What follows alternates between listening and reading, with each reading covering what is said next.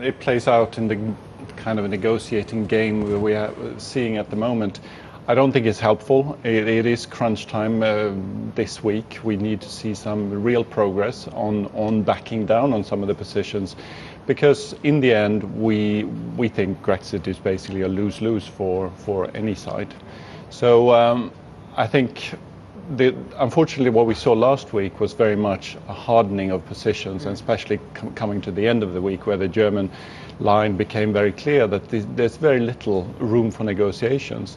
So I think to sell this, unless the Greek government wants to go back to the electorate, which de facto would be a Euro poll, whether Greece wants to stay or not, they need to show some compromise in the coming days. Right now, it's definitely not looking good, and of course, the ECB also putting pressure on Greece last week. So net, we would think that in the next few weeks, there's likely going to continue to be further tension and more likely market negative headlines.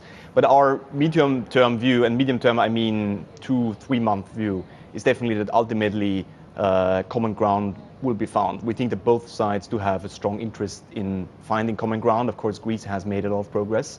We have always been of the view, and we're still of the view, that for Greece, it makes very little sense to leave, because at the end of the day, remember, they would have to leave the European Union, not just the Eurozone.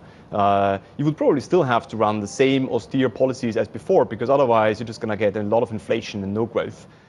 I upgraded on the 17th of November, so I think I maybe made 10 to 11 weeks of being overweight China, which was on the view that the economy was poor and we were going to get policy easing. We got policy easing. The first interest rate cut was great for the market, particularly the Asian market.